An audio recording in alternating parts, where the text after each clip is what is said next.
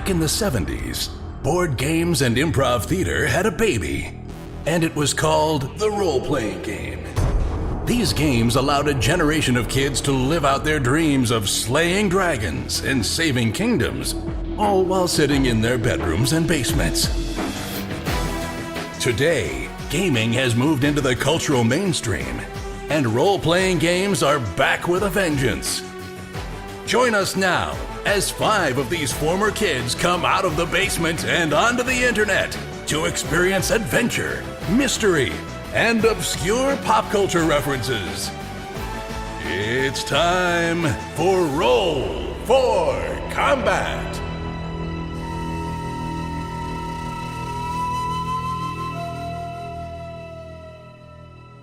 Hey everyone, welcome to Roll for Combat. I'm your GM and host Stephen Glicker, and in this week's episode, last week Hirogi entered a booth, and this week we find out what comes out. Also this week, in Roll to Assist, we discuss what happens when things don't go as planned during your session as a GM. And then finally this week, the PaizoCon contest continues where we ask another question. So some very quick show notes and then we'll get started. First of all, I realized that I probably should be putting the question before the episode instead of the end for the PaizoCon contest. The reason I've been putting it at the end is that there are spoilers sometimes in the questions and I don't want to put that right in the front. This week's is maybe a spoiler, maybe not, but I do recommend you actually listen to the episode, then listen to the question. Last week's was kind of hard, I apologize for that. I'm going to try to make them a little bit easier. This week's is not too hard, so you can actually listen to the episode and then listen to the question. You should hopefully know the answer, or at least it should be pretty easy for you to go back and listen to it. Also, I want to mention our Patreon.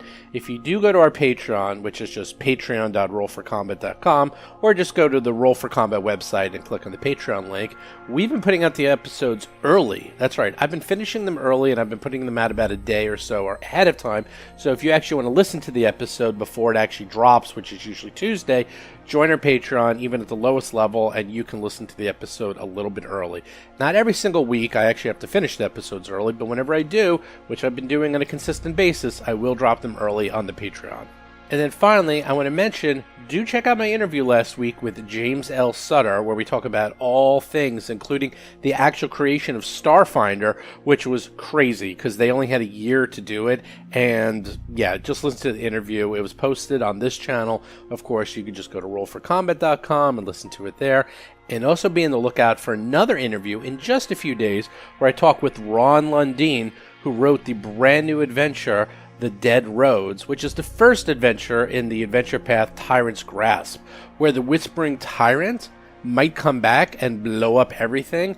And one thing Ron and I talk about a lot in this interview is how this adventure path is actually going to form the world for Pathfinder version 2. That's right, Pathfinder version 2 is actually going to continue. It's going to be the same version of Galaran. But the world is going to change in major ways. And this adventure path, the Tyrant's Grasp, is sort of the connective tissue between Pathfinder version 1 and Pathfinder version 2. So even if you don't play it, I'd recommend you probably pick it up and read it, because things are going to change in the world of Galaran big time. And this adventure path is sort of the link between the two. And it sounds like things are going to get blown up big time. Anyhow, with that, let's get on to this week's episode.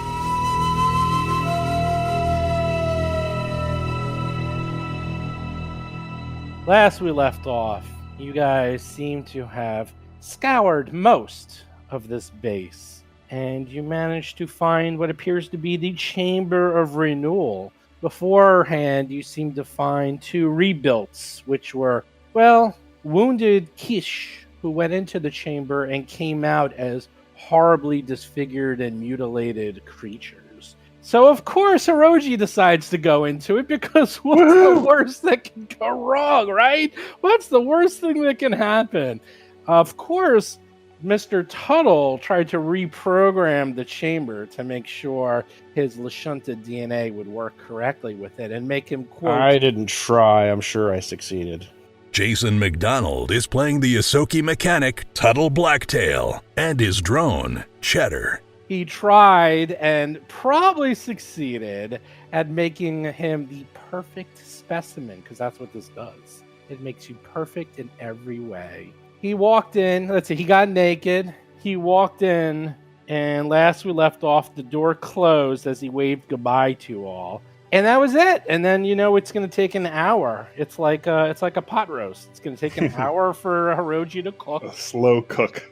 Chris Beamer is playing the Lashunta operative, Hirogi. Slow cooking. And then Slow and low. you'll find out if he's done what comes out. I call the dark meat. So I don't know about you guys. How long will he cook again? John Statz is playing the Vesk soldier, Mo Dupinsky. About an hour. An hour. We don't see all of this room, do we? What do you mean? No, you see. Oh, the that's room. right. There's another room to the south. Right. All right. Well, while you actually spent about 3 hours preparing and fixing up this room. So yeah. Can I take a 20 to listen to the door in the south? Sure. If we're going to be there for that long, I'm Okay, gonna do that. we've asked this before. John, what is your perception exactly? Bob Marquis is playing the human envoy, Rusty Carter. It's +7. Okay. It's not terrible, It's not I terrible. guess. No, you're right. It's not bad. It's actually pretty decent. I mean, it's worse than all of ours, but still. And then there's my rolls. I roll a 5, Well, yeah, that's going to happen. but well, there's I nothing on took the other 20. side of that door. I took There's- 20. I That's took fine. 20. Well, this is the issue. You actually do listen to the door, but this chamber is producing a fairly low humming. So it's actually very hard for you to hear anything because it's messing up your perception. You're getting a large minus to your perception. It's constantly going. It's like making all these weird Mo sounds. is going to ask Dr. Tuttle if we can just shut that thing off in the middle of its cycle for just a few minutes while he listens to the door. That makes sense.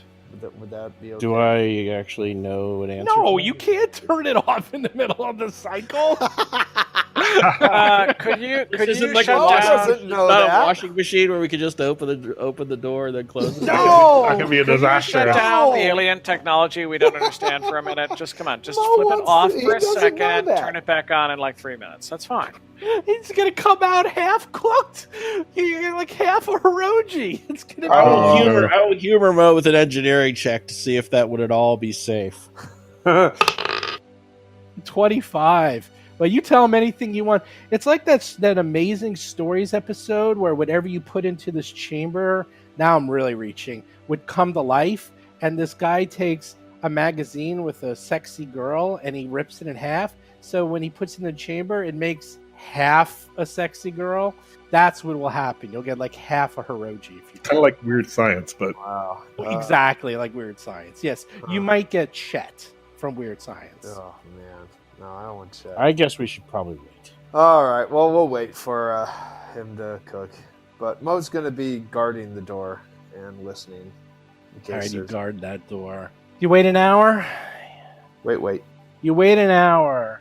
You hear lots of sounds, lots of beeping, lots of weird lights and things going off. Everything appears to be good. There's no like wailing or horrible signs going off. And then it gives off the ding as if it's set it and forget it.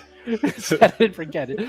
I have my weapon. Hold on. Is this the machine that goes ping? I have my weapon drawn to attack the horrifying thing that used to be Hirogi in case that things go bad.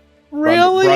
Brundle Hirogi. I have readied an action to fire upon the horrifying not Hirogi. Go ahead. Oh, that's all. There's Oh. only a 25% chance that happens. Hold on. I'm What? just putting out my note right now. Mo is Never going to tell do me that. the odds. Tuttle just does the subtle unclipping of the holster.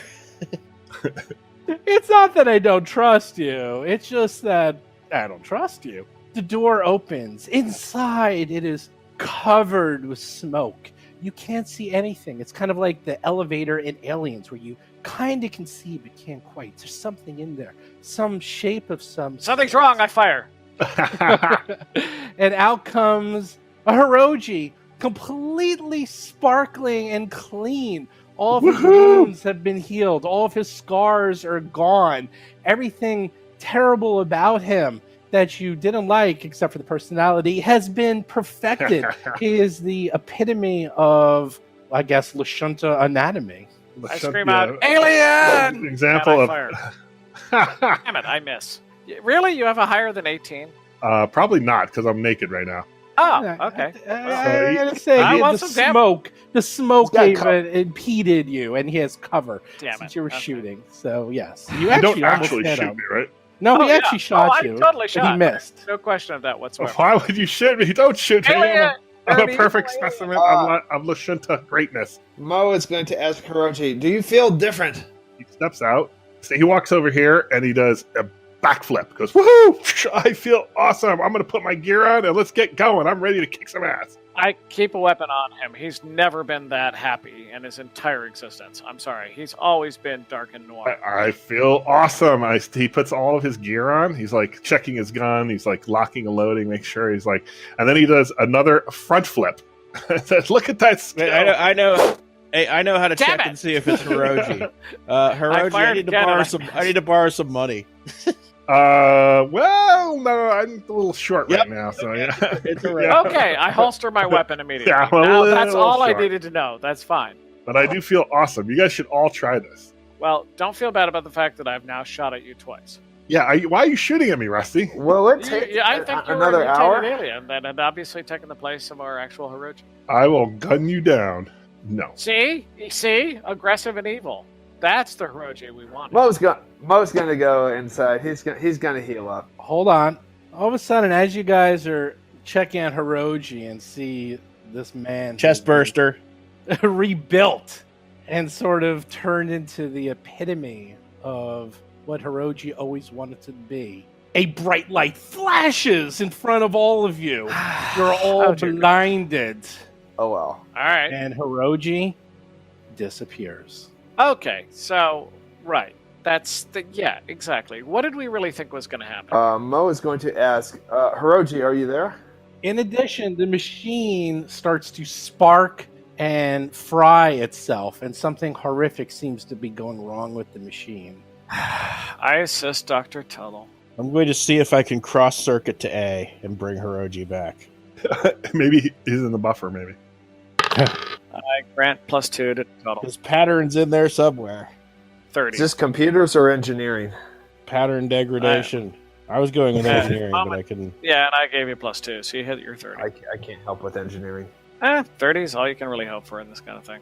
That implies we want to get Hiroji back. Let me think about That's a this. good point. Actually, we really could actually put out some ads for a new person. We've been wanting a decent envoy for a while, haven't we? Operative. Operative, sorry. Who's that woman that actually at one point worked with us? She seemed No, really was it effective. Clara 247 or whatever? Clara, Notice I 247. immediately went with the Doctor Who pronunciation and started calling her Clara. Clara. Yes. No, that's actually, we could contact her and get her, right? No, you're right, Bob. You do need a good envoy on this mission. Yeah, That's that's what for I'm sure. saying. We could hire a decent one. We've been really Right, you are the envoy, You're and we the need a envoy. decent one. Well, we really do need somebody better than the one we have. I think there's no question of that. But at the same time, operative, I suppose, what we were talking about. You do some computer checks. You look over this all, and Tuttle says to himself, that ain't.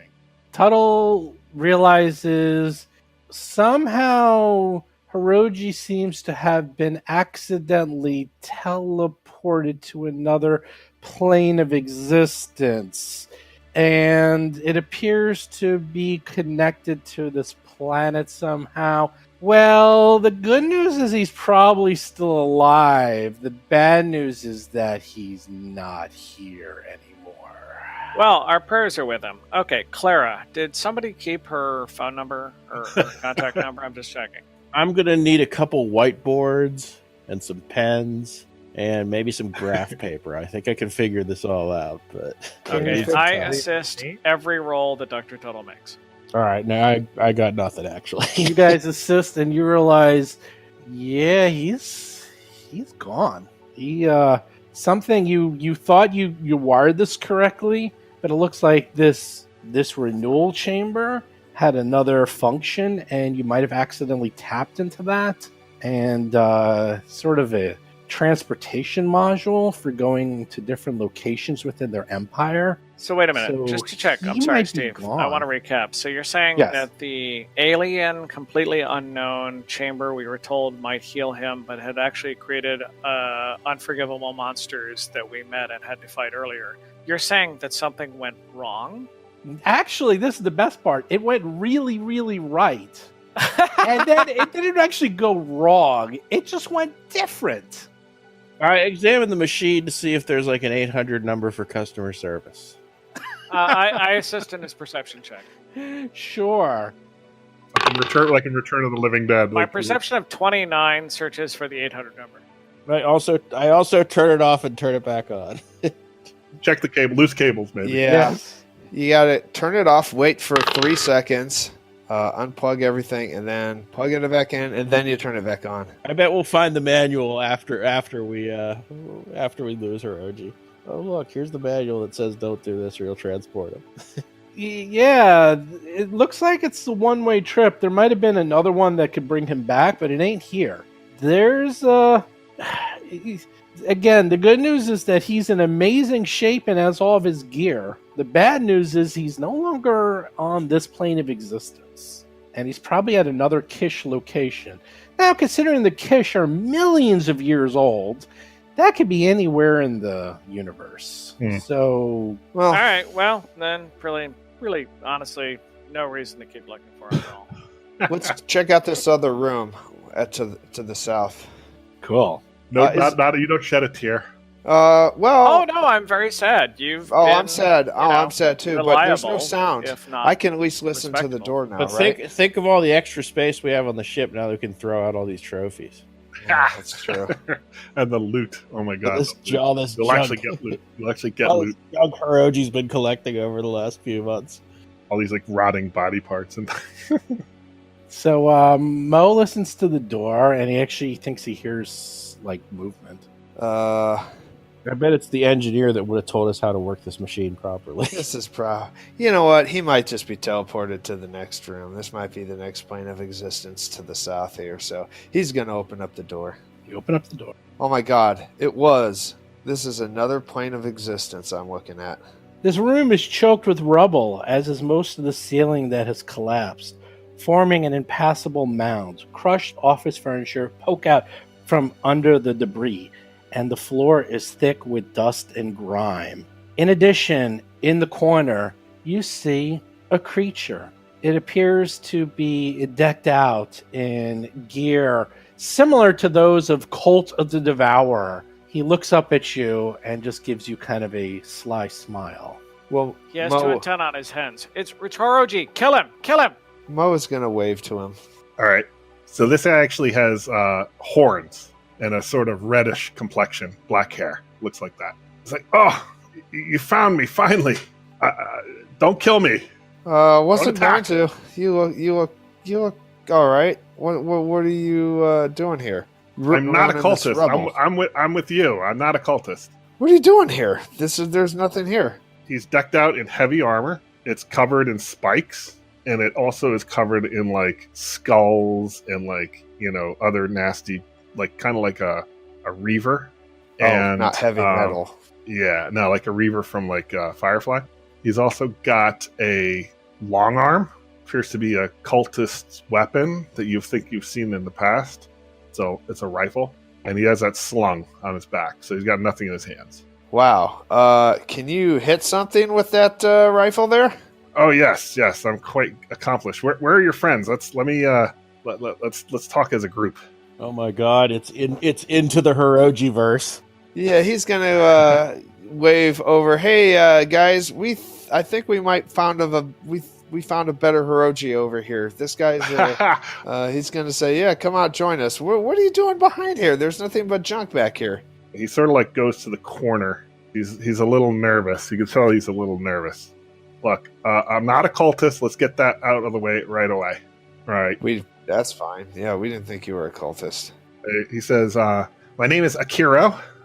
Some call me Akiro the Just. And I have a tale to tell. Tell us your tale.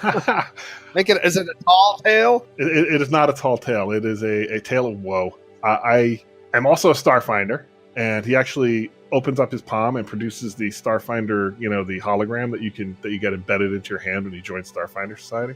And he says, "Look, I'm one of you. I'm a Starfinder. I've heard of you guys. You're the Drift Rock 4. I saw you on the telly. You were quite famous back then. Yeah, and we're celebrities. You were known. You can contribute to my Patreon account if you're interested. All right, send me a link. Where's your fourth member?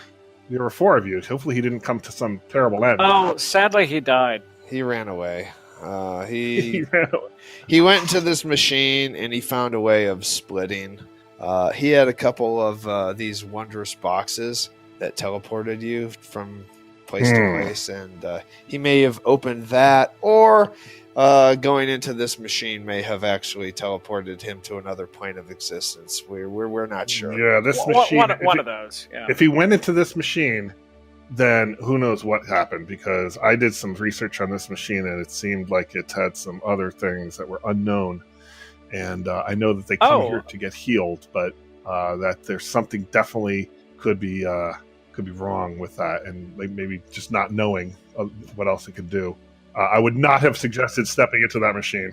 I'm sorry, you know something about this machine? I'd like to have you talk to our scientific advisor, Dr. Tuttle. No, I know of Tuttle, and I know of Cheddar. I know of all of you. You're all quite famous. And You've mentioned everyone but me. I'm sorry, excuse me? Well, yes, Rusty, of course. Everyone's heard of Rusty. Okay, well. Rusty might be the most popular of them all. He gets the most likes. Yes, so I'll tell you my story briefly, because we might be we might need to get out of here. I was a cultist. I did join. I joined to infiltrate them, and I was working with Chessex, who you know, as another option for getting this Cult of the Devourer and finding out what they're up to, and to ultimately put an end to them. See, I am a being of law. Cult of the Devourer is an absolute cult of chaos and must be destroyed. It cannot be allowed to continue.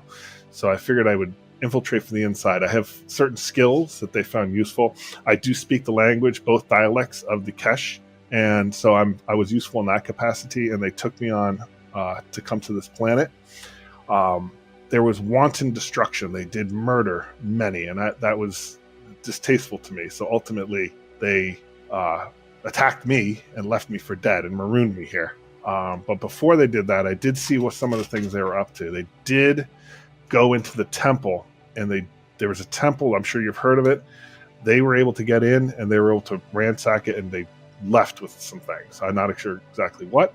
I was unconscious for a lot of this, but it's something that we must follow their tracks and see what they took. So, having left me for dead, I was injured badly. I came here because I thought there might be some medical supplies to be able to get back, and I did find some, and I'm more or less back on my feet. But again, I have no ship, and I need to get off this planet. We must track down this Cult of the Devourer and destroy them. All right. Do you know how to fix this machine? Because I'd like to try it next. I would not recommend going into that machine. That machine, I would not. It's too unknown. It's too alien, and it's way too old. Your friend was an idiot. He was quite foolish for going into that. Mo's gonna shake it and listen.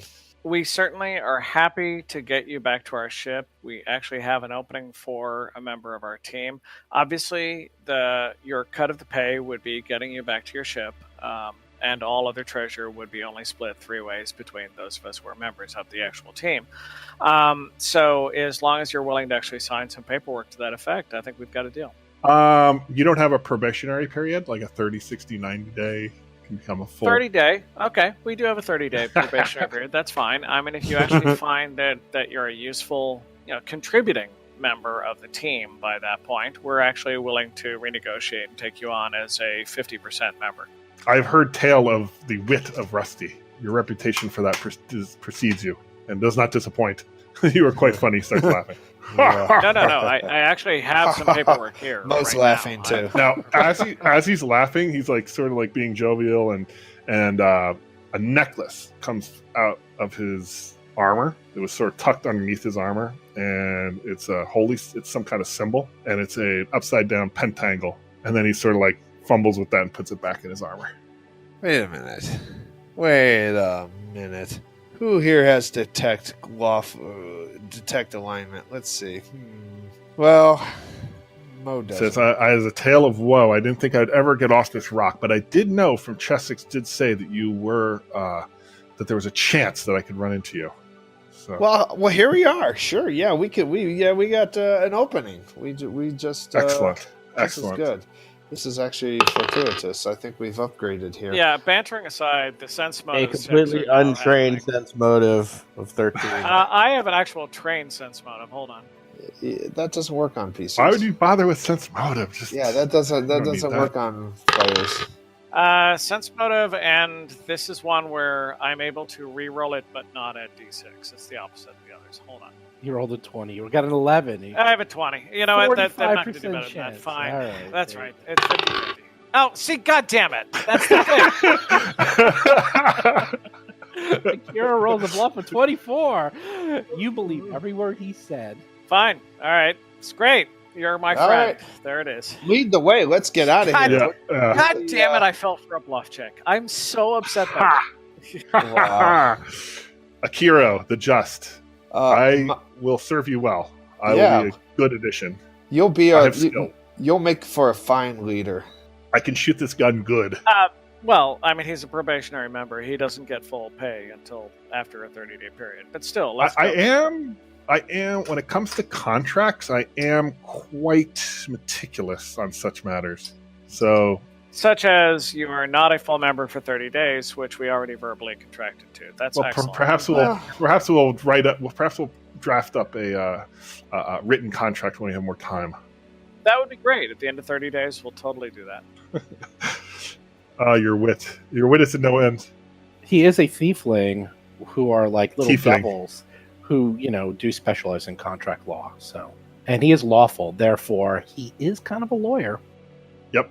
All right. I think we can. Now, I never got a chance to fully search this facility, so we should maybe do that, and then maybe. And also, by the way, I forgot to tell you the most important part.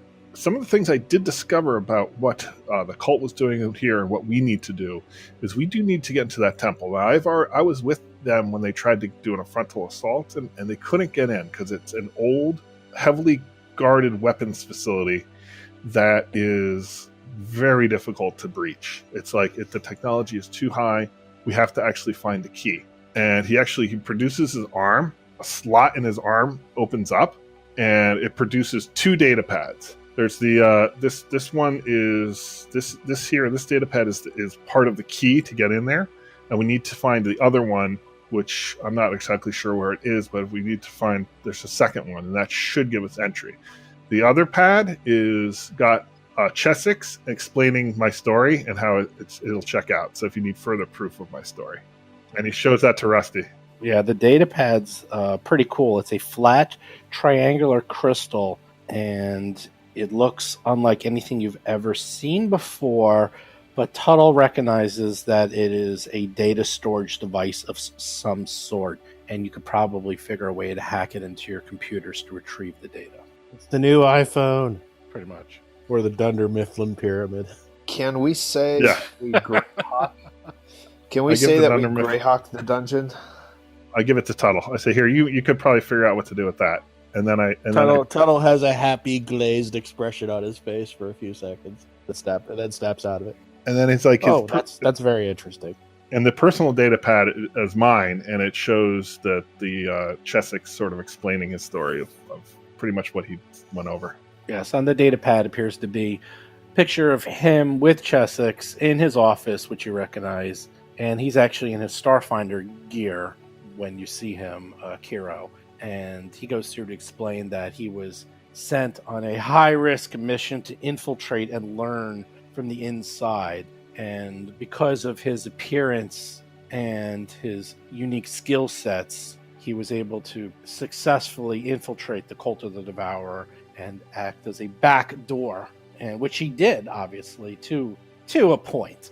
To a point. They're too chaotic for him to deal with. Right. Yeah, he was what they call he was part of the cult has all these different sort of factions. He was part of the Wall Breaker Choir, and he was working as a degenerator, which is the degenerators are the ones that do like sort of fix things, and like they keep the machines running, and they adorn their stuff in spikes, like different weapon fusions and things along those lines. So he was part of that group, and which is why he looks so pretty in his decked out Devourer gear.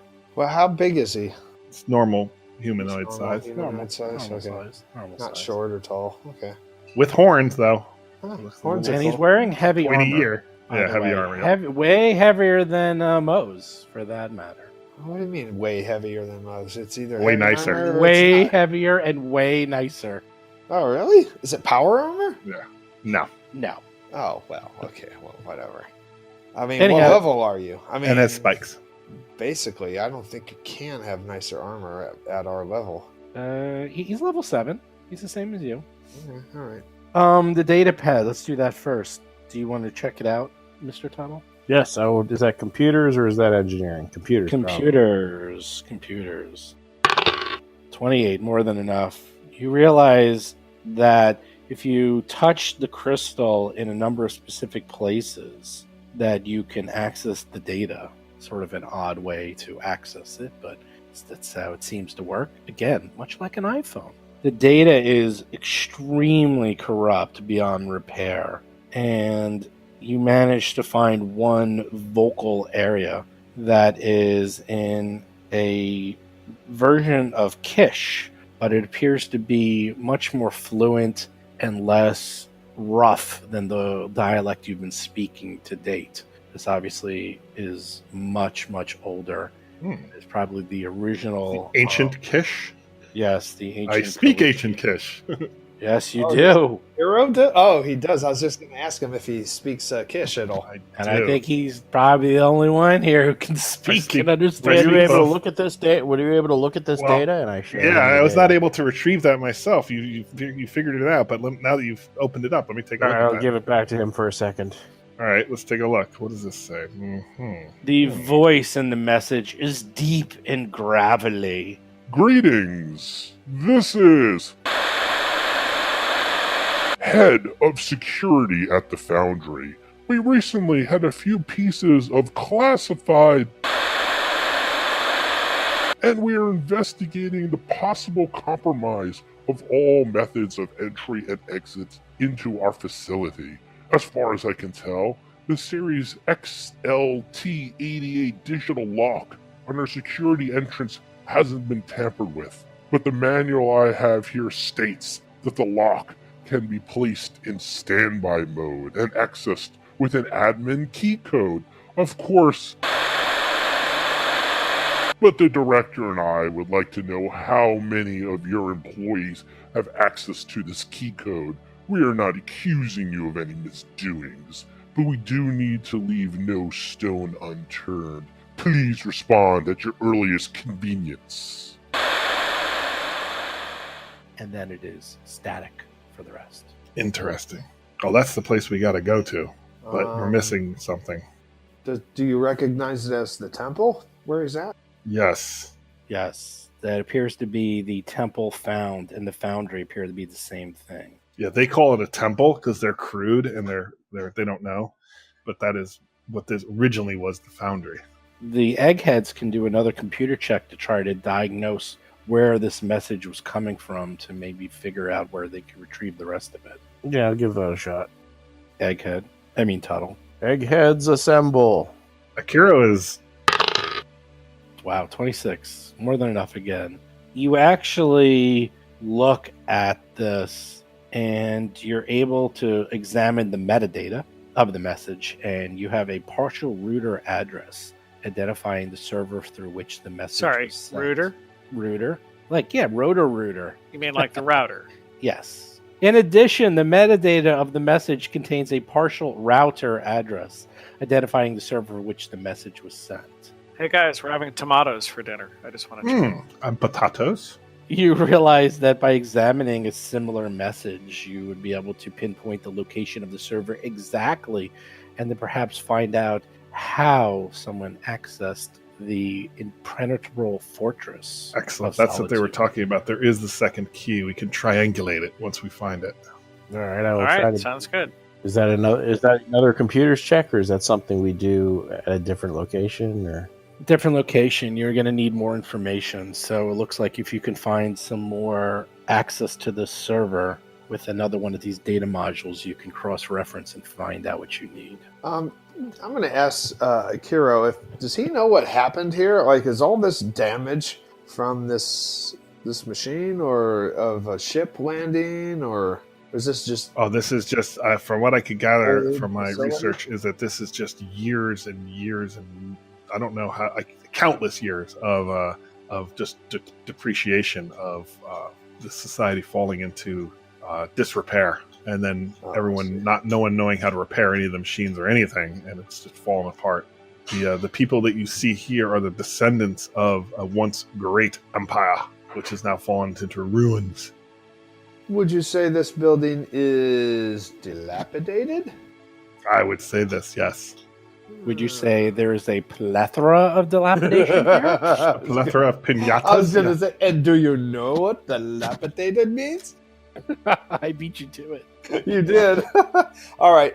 So we Greyhawk this place. We're not under any time gun here. There's one door that we haven't gone to, right? Really? South. Is that true? It's covered in rubble. I found an entrance that's covered in rubble over here, but That is true. Where? Go to where that is. there. That was a door that was going to take 10 to 30 minutes for you to... Oh yeah, we can do that. But I like looking in all the rest of this debris. Yeah, and also this room has a bunch of lockers that we didn't search any of them. Yeah. Well, there's lockers. Also, to the south where we found Akiro, there's all kinds of junks. I don't know if he's been... I don't know, were you sleeping back there? What were you doing I back was all there? messed up. I didn't really have much of a chance to do much of anything. I was sleeping back there, but I had found some medical supplies and I sort of got back to health and I was trying to plan my next move. But like, it's very dangerous out there because I don't know friend from foe. They all seem to attack me. No, they're not that dangerous. Trust me. These guys are pushovers. But I was Yeah, but a one man. Yeah, well, trust me. These guys are pacifists. They're cowards. You can handle it. But Mo does want to Greyhawk this place unless somebody has an objection. Either does anybody know of any reason not to spend a lot of time searching? Yeah, we didn't search at all, so we should definitely. Like down here, especially where I am. We haven't searched anything in this entire facility. So Well, we did find like that sword or something. in one room, we Yeah. literally Greyhawked exactly one room. That's all. So let's do it. Okay, you spend some time. It actually is a lot easier than you think because there's nothing left in this place. I mean, it was Greyhawked 100 times before you even came here, many times over. So just going through, almost everything here is empty. But, in the supply closet way by the entrance, you find a overturned empty box marked spray flesh in Kish. And inside falls a single little crystal of some sort, which appears to be useful. It's probably overlooked because it looked like it was just garbage, but your spider sensors are going off knowing this is not garbage. Ironstone. What kind of role was that? Mysticism? Mysticism. Ah, okay. Or if someone could detect magic or something, probably figure it out. I will assist mysticism. Or identify. Mo her. rolls a 14. I'm okay. Who can I assist? The first one I rolled, so that would be John. So that's going to come to a 16 max anyway. 16. That's enough. This is a Mark II ability crystal. Oh, I already have one of these. Damn it. Is it a type of ability? Whatever you set it to when you install it in your body. Oh, that's a good thing. Gives you a +4 to one of your abilities, but only one Oh, wait a minute. that you haven't already given a +2 to already. How many of those can you have? One. Hmm. You could have one +1. You could have a one Mark 1, one Mark 2, one Mark 3. None of them can overlap.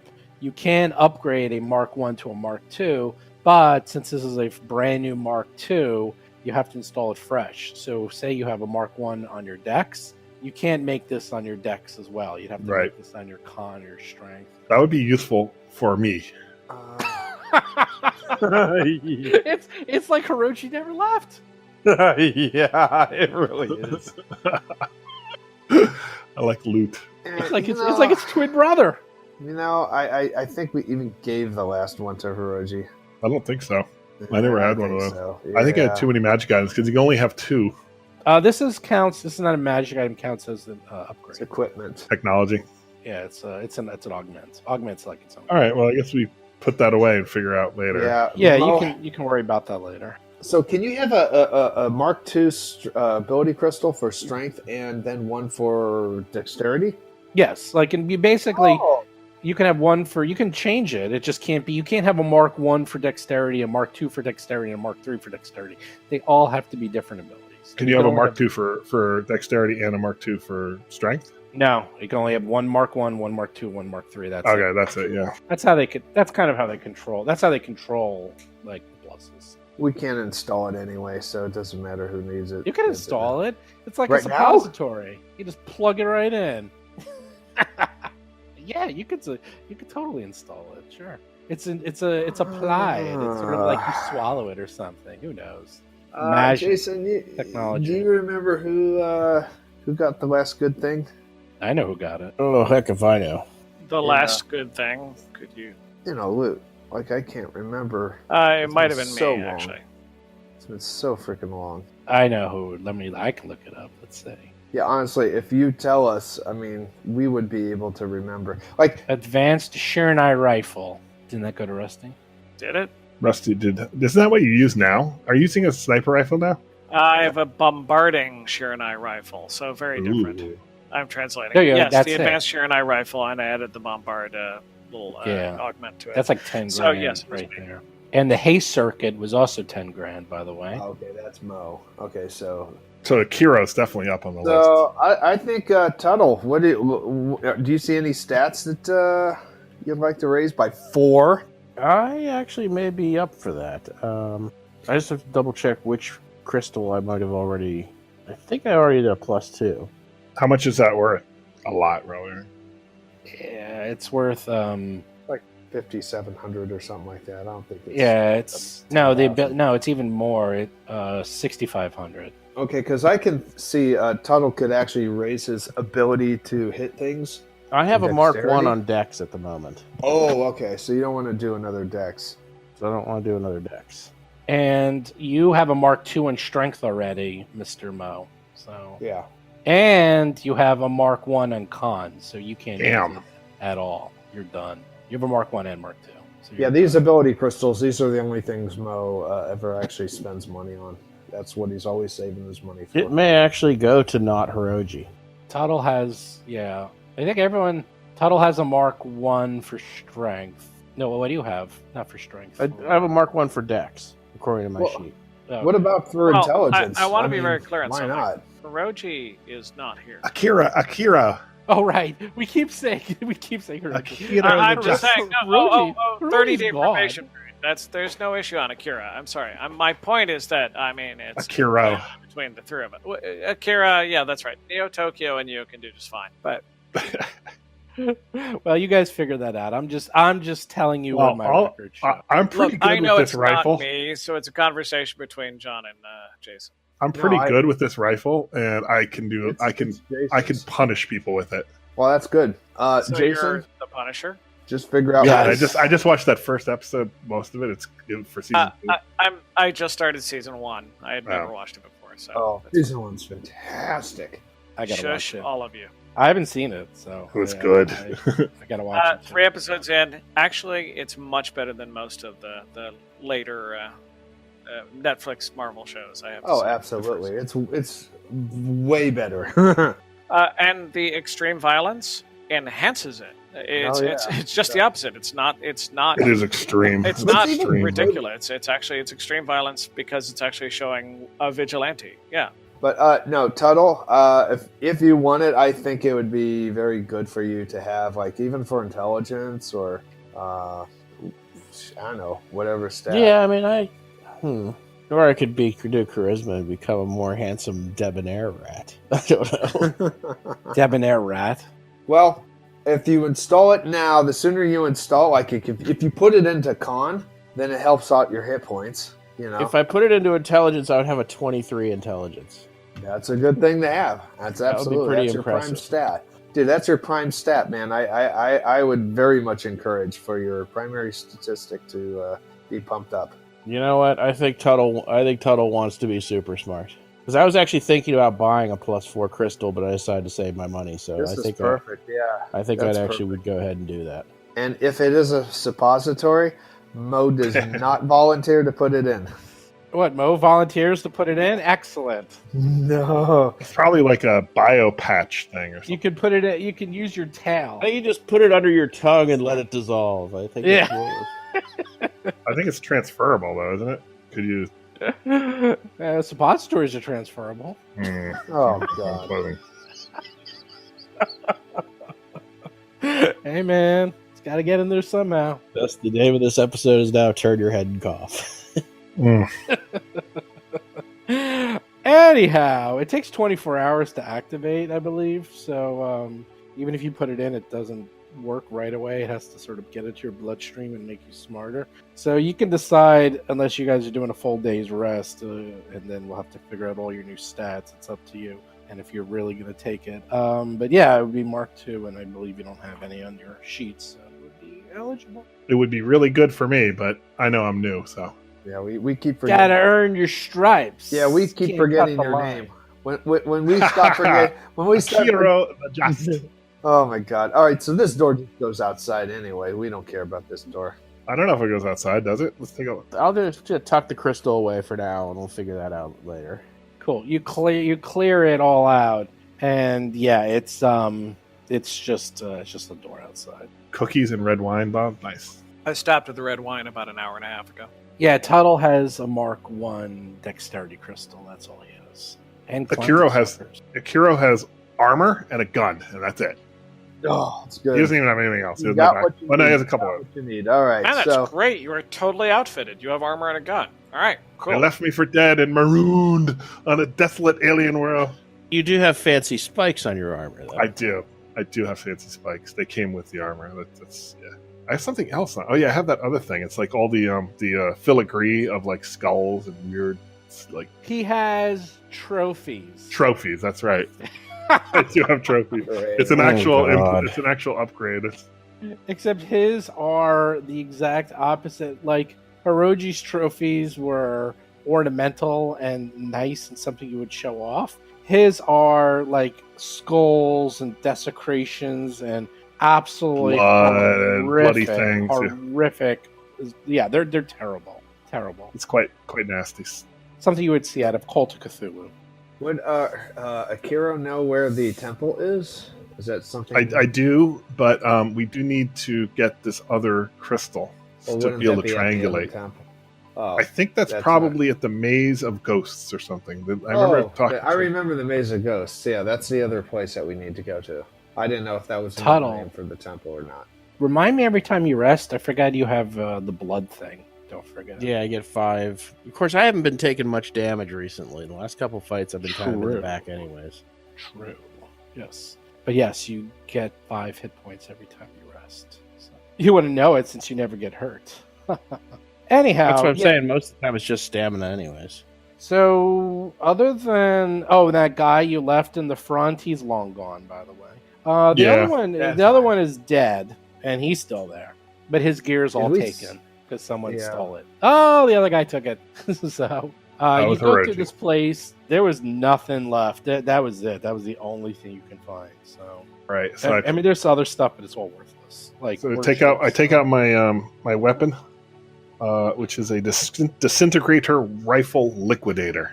Yeah, it's basically what Rusty's gun is, only like 3 times larger and deadlier. It's the rifle version of it. Yeah. All right, well, that's nice. Let's go to the Maze. I'm not a melee guy, so I know Wow. you look pretty. You look pretty tough there, Mo. Mo's not impressed. Mo is just like totally dispassionate about this whole thing. That's I've got to prove myself. Yeah, don't care. Seen it before. Yeah, it's okay. I hope I'm as good at combat as your friend that is no longer here. Oh, I'm sure you'll be better. Don't worry about that. Ah, good. Oh, he was pretty good. He was Well, pretty he started good. doing damage in the last Once 2 or 3 he reached days, but level it was the 7, first too time. bad he disappeared. Right. It was the first time he ever did damage. It was only in the last That's couple true. of days. I figure it was a So fluke. he's- That's fine. Yeah, like basically he was level 1 at this level. So He was level 1 through level 6. I think Yeah. we can all agree on that. yeah. Yeah. Anyhow, you Let's go to the Maze of Death. That sounds like a fun place. all right, this place is sort of played out. Yeah, this place bores me. Perhaps when we get back to your ship, we can have a moment of silence for Hirogi. Not really. Wow, you guys are mean. No. I mean, we'll remember him. I mean, I don't know if we need to take a moment of silence, but we'll remember him. It's fine. Perhaps we can light a candle. I don't really have any candles, but no, we'll remember him. That's cool. I think the rest of us will take trophies of Hirogi. Well, it's a shame he took all his loot. Did any of you put in a copyright on the image for Roji from all of our online media? Because I'm going to send an email. Excuse me. What are you gonna do? He's gonna send an email saying, Yeah, I want to lock "I, in. Hirogi, right, give up the- all rights to my life story to Rusty Carter." Well, I'm going to reserve the rights to Hiroji, my dear friend, to make sure they're not used by anybody inappropriate, of course. Excellent. Are you trying to obtain his life rights? Is that it? Yes, that's correct. Yeah, you've understood me entirely correct. I think the Elvis estate will want to have a word with you. Oh, I'd love to get those rights too. Why am I in the front? That does not seem like where I should be. Hiroji used to love being in the front. You should be up front. I'm not really a front kind of guy. I'm more of a shoot them from range kind of guy. So, yeah, you guys managed to. Yeah, no, he loved to be out front, and you're in his role now. That's a bluff. What? 38. Go for it. That's so mean. What are you doing? Sorry, 38 beats 17 by a bit. Oh, you guys are all Get up bluffing front. each other. Go. No, I'm not bluffing. I'm not bluffing anything. I'm still upset that you managed to bluff me on who you are to begin with. So upsetting. The very first. It's fine. I accept you as a party member, but it really, really bothers me. I know.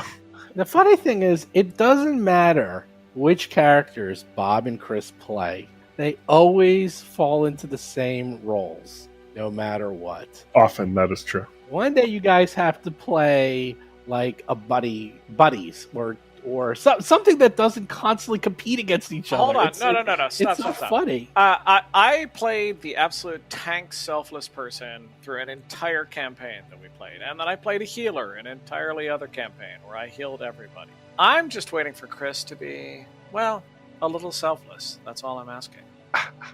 Oh, I'm selfless.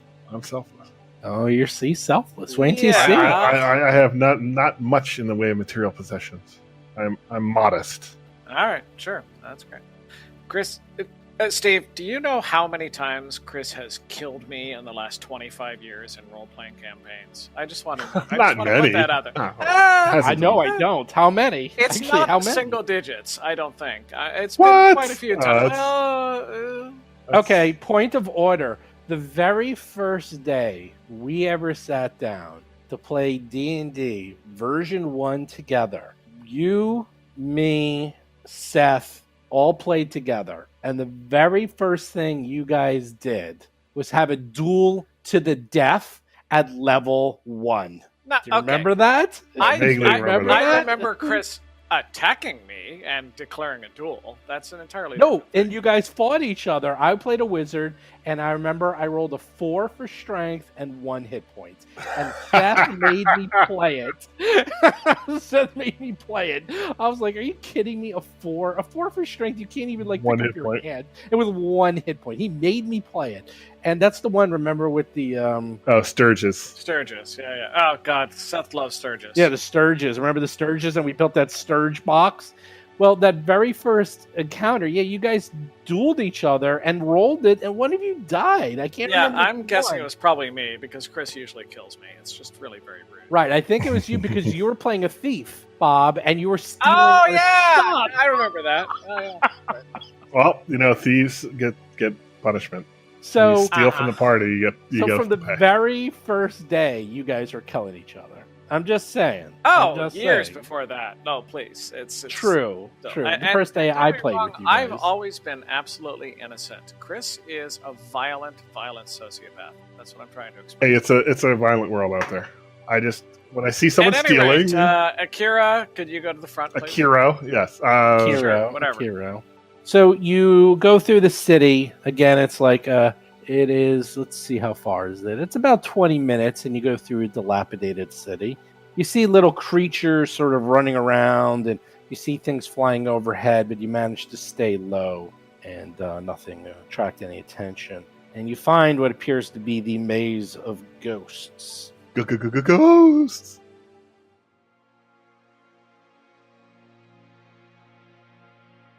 Hey everyone, Steve here. So there we go. Hirogi is gone. Long live Hirogi. And everyone welcome Akira the Just. So before I get into the rest of this closing, I wanted to go into the reasoning and what Chris and I discussed to bring Akira to life. Chris and I talk all the time, and one thing is that Chris always wanted to try out a different type of character. The problem is he actually really likes Hirogi a lot, and what Chris does is he actually builds out his characters from level 1 all the way to level 20, and he has a plan for them. He knows exactly what he wants to do, so he likes to see the plan through. He likes to see his characters get all the way to the top levels, see them work out all their kinks, and actually try out all their powers, and he had a lot of plans with Hirogi. But he also had the itch to try out a new type of character, and that is one of the problems with Adventure Paths, is that very often you sometimes just get bored of your character. It's happened to me. I've actually played Adventure Paths. I played one, and I was playing a ranger, and I was just bored of my ranger, and I just killed him off and started a sorcerer and had a lot more fun. It's not uncommon, and although everyone else seems to be having good times with the characters, and Chris really, really liked Hirogi, he really wanted to try something new. So he and I talked after he walked into the booth. That was completely on Chris, and I actually talked to him and said, look, what do you want to happen here? We could have Hirogi come out, I can mutate him, I can change him around, I can have him do something really bizarre and turn into like an undead creature or something else. And he said, you know what, I just want to try out a new character, but I don't want Hirogi to die. So he and I worked it out. Very important, Hirogi is not dead. I have to emphasize that. Hirogi actually has a big part to play in the future Adventure Path. He will be back. It's kind of like a Doctor Who episode when someone disappears. You know they're never really gone. In this case, Hirogi is still alive. So everyone who likes Hirogi, don't worry, he will come back. He is definitely alive. Something happened to him, but he will be back. And as for Akira, I was actually kind of surprised that the guys just accepted him so easily. I thought there was going to be a lot of back and forth, and it was going to take a couple of episodes. But in this case, it took about 15 seconds for everyone to say, hey, look, okay, join our party, let's go. That was it. I mean, this guy's dressed like a cultist. He's got horns on his head. He doesn't look like anything they're used to. And they're like, all right, come on, let's join the party and go kill bad guys. I guess it's just them being very trusting of this new guy. And the funny thing is, because Chris doesn't do voices, Akira kind of acts and sort of sounds just like Hirogi. But I will say, Chris is actually very good at role-playing, and Akira was very different than Hirogi. In the upcoming episodes, you're going to hear Akira was actually very lawful, very different, and Chris does a really good job at playing him. Something else kind of funny, just on the side, Chris is by far, we call him chaotic greedy, because he always wants all the loot. He always wants all the loots, and his characters usually have more loot than everyone else combined. Well, Akira, he has, let's see, he has his armor, and he has his weapon. That's it. That's all he has. He has nothing on him. Nothing. Nothing at all. He is completely bare. And this is really unusual for Chris. And I think he likes that. I think Chris likes to try new things out of his comfort zone. He's never played a character like this before. And we'll see how this goes. But I will say he does discuss this having no loot as sort of being a big change of pace for him. So here we go. New character. You don't even know what his class is. I'm going to tell you something. I'm going to tell you a little secret. It's never been revealed. We've been playing for a while and still no one knows what class he is. So maybe you guys can figure it out. It's never been discussed in any episode to date what his class is and what Akira is truly. But one thing I did want to mention, this whole thing of why Akira came to be, is that talk to your players. I've had people quit games because they're bored with their characters. Don't have them quit. Just talk to them. There's always options. Here's a perfect example. Chris walked into that booth. had something happen to his character, which we're going to find out about way, way later. And voila, now he's playing a new character. And actually, it turns out to be a lot of fun. Injects a whole bunch of energy into the party. Chris is trying out a whole bunch of new things. It adds a new dynamic to the party so they can actually start fighting in a different way. It's a really, really good way to play the game. I know this is kind of a non sequitur, but this actually kind of reminds me of Darkest Dungeon. I don't know if you've ever played that game. I highly recommend it. It's a fantastic game. I think it was just recently like 75% off Steam. It's a very, very hard dungeon crawler, but one of the things about that game is you're forced to constantly change your party dynamic. And there's something like 12 different character classes. You can never have the same characters. You actually have to go in with new party classes constantly and try out new combinations. And by Chris changing his character and his class, they have to completely think about how they do things differently, because he doesn't have the same skills as Hirogi. He fights very differently than Hirogi, and it actually just makes the whole adventure party just brand new. It's a great idea. If you guys get bored, don't have to kill off your characters. Just bring in a substitute. Say, you know what, I'm out sick and I'm bringing in someone else, and then bring back your other character. I've done that, not a lot, but I have done it when people will play two characters and they kind of swap them back and forth. And heck, if you do that with everyone, it adds a lot of variety to the party. You got to be careful with loot if you do that, but I strongly recommend you give that a try if you want to really spice things up, and if you're doing something like an adventure path or a very long campaign. Anyhow, let's get to this week's Roll to Assist, where Perram and I sit down and talk about, kind of related topic, what happens when things totally blow up in your face as the GM, and what do you do about it? Guru asks, have you ever ridden yourself into a corner, and how did you get out of it? And he also said, how might one write oneself out of a corner? Basically, kind of what we were talking about before. You're making up stuff, and then you realized you said the wrong thing that the PC should not have known, or you made them go somewhere, or what often will happen is they lose a fight. Then what? Oh gosh, I didn't think about it from them losing the fight situation. That's a tough one. Usually it happens to be more the opposite end, where they have just the correct either misstatement from my mouth or ridiculous plans of theirs, or like ridiculously killer rolls, and then like they short circuit the campaign. Like there was this one time where one of my players was using the locate object spell over and over again to ridiculous effect, and there was this scene where they were basically trying to find a vampire who was in hiding, and they managed to find his tomb in the middle of the daytime because they had located object on the brooch of the woman he kidnapped, because they had met her before and had remembered what the brooch looked like. So they were able to just instantly find that vampire.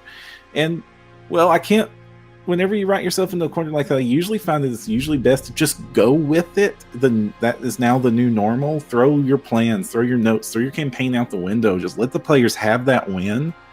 Because if you try to cheat it too much, then the fallout of that, just that loss of trust, that loss of agency that they have, just makes it not work. And it might be a big bummer. You might be throwing out tons and tons of plans, and you might not be able to use the rest of the pre-written adventure you have, but now it is an adventure you own.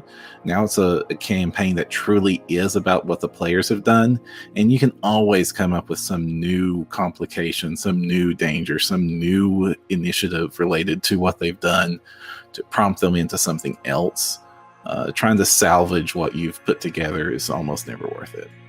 Yeah, I mean, there's often so many things going on in a campaign that if you write yourself into a corner, then just fix it and just try to fix it and just keep going. And again, they don't know that. They don't know that you've written yourself into a corner.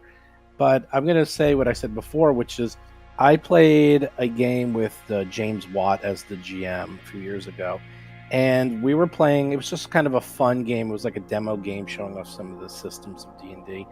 And we were in a fight, and then all of us looked at each other, and I never played with any of these guys before, and we're like, we give up, we lose. And James is like, really? He's like, okay. And he's like, he obviously didn't plan for that. Like, all right, let's figure this out. And I was just curious, because here's like a legendary game designer. I wanted to see, how does he handle this? and he took us and put us in prison cells. And then it became this whole other thing where, and he could have run himself in a corner quite easily, because it's like, okay, they gave up. Now what? I didn't plan for this. Okay, I don't want to kill them because we're trying to show off this game here, because these guys are like press. So, I got to keep them alive. We almost purposely put him in this horrible situation in retrospect, but he handled it great. And I think about that often. It's like, okay, put you in some prison cells. I had him talk to the guards, maybe see the error in their ways. Maybe he was like promising that they would help like one of the guards' families out if he let him escape, because they had all this gold and jewelry and had magic. So one of the guards looked the other way, and then he let us out. Like, there's always a way out of it.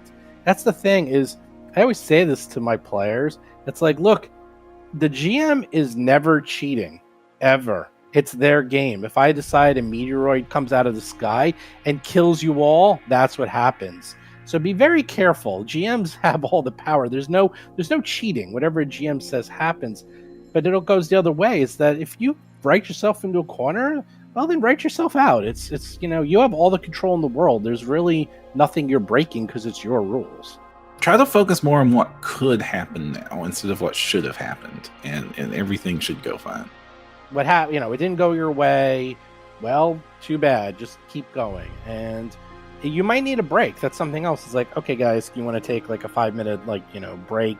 Let me just figure some stuff out. That's fine too. Like, you don't have to come up with it right on the fly. If you need 5-10 minutes to catch your breath and come up with something and write down some notes, then ask your players, and feel free to take that time out. Believe me, I do that all the time. Oh, absolutely. And play it up a little bit, because make that a point of pride. Like, the players were so original, so creative, that they made you need to take that break. Every time I have to do that call, my players usually go out the door cheering at themselves for breaking the GM. Just sort of have fun with it. So thank you, Perram. Again, if you have any questions for me or Perram, just write us on the Discord channel. Just go to discord.rollforcombat.com, and you too can have your question answered on the show. So some very quick show notes. First of all, check out my interview from last week. James L. Sutter, the co-creator of Pathfinder and Starfinder, and he, I believe, is writing some of the adventure paths and a lot of content for Pathfinder version 2. He's an awesome guy. Everyone loves this guy. Check out my interview. It's a nice long interview. We talk a little bit about everything, including his role at Dungeon Magazine. It's really fun. Check that out. Also, don't forget, later this week, I will have an interview with Ron Lundeen up. He wrote the new Dead Roads, which is the brand new adventure in the Tyrant's Grasp adventure path. It's a great adventure. I've been looking forward to this adventure path for a very long time. I played Carrying Crown all the way through, where you had to try to keep the Whispering Tyrant imprisoned, and in this one, the Whispering Tyrant will probably break out. He tries to break out, and spoiler alert, he probably will, and then he starts blowing up Galaron left and right. It's going to be a lot of fun. We talk a whole bunch about this adventure path and what to expect on Pathfinder version 2. That will be out in a few days, so check that out.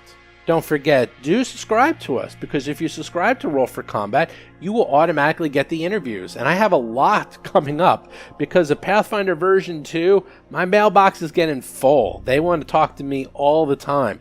I probably could have a Paizo person on the show every week until the end of August if I wanted to, because they want to talk about Pathfinder, Starfinder, everything that's coming up in the Paizo world. And with the big news of Pathfinder 2e dropping last week with the new adventure path, I'm definitely going to get Amanda on, because I love the adventure paths. I really want to try out the new one. Definitely going to have her on the show very soon. Subscribe to us and you'll always get the newest interviews as well as the weekly show. Also, don't forget, Jason's Talking Combat column is every Thursday. He's been really killing it recently. I'm very curious to see what he talks about this week, what he thought about Akiro, because none of the other players knew anything about this. They actually thought Hirogi was rescuable, and they thought they'd be able to find him. It took them a while to realize that he was gone, and Akiro was now the new party member. Do check out our Discord channel. You have to be a member of our Discord channel if you want to enter the free trip to PaizoCon contest. Just go to discord.rollforcombat.com. Come on by. Check it out. We're playing a whole bunch of games over there. I imagine there's going to be a billion Pathfinder version 2 games that start up in a few months, and Outpost 2 is about to start. That's where we're having an online convention. I believe it might be too late to sign up now, but at least you can check out the games. They're running some of the specials, and the specials can only be run at conventions, so you can at least watch them if you're not playing. Do follow us on Twitter, Facebook, YouTube.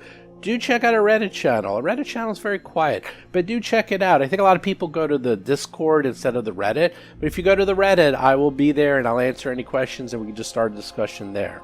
Do check out our Patreon. If you go to patreon.rollforcombat.com, we got lots of cool images. I put new artwork up there every month. I've been putting out behind-the-scenes episodes where you just hear us discuss stuff. We had a really good one that came up the other day. It was like 40 minutes of us just talking about movies and geek culture. I've been putting up the episodes a little bit early, usually a day early, if you want to check that out.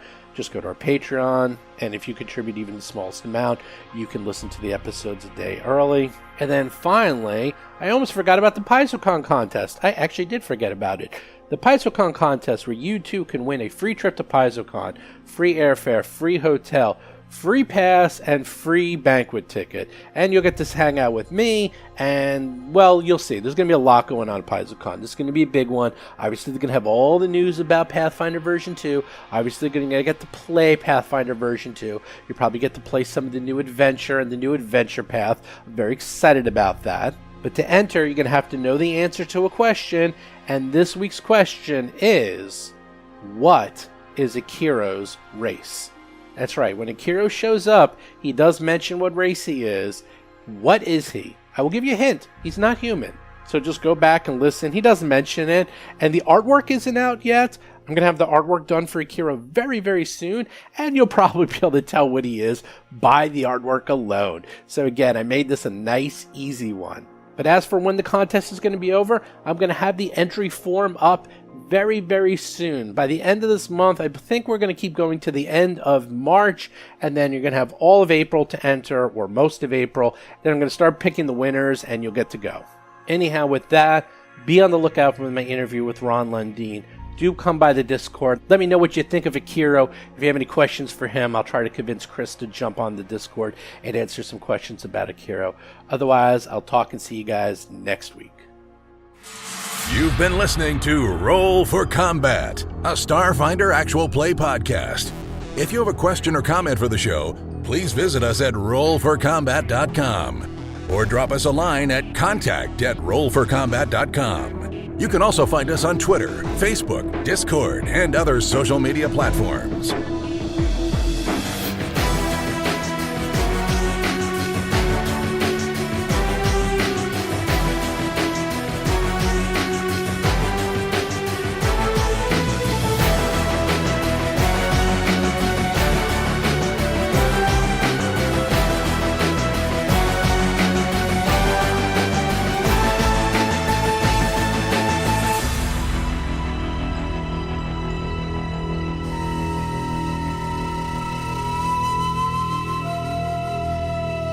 You've been listening to Roll for Combat.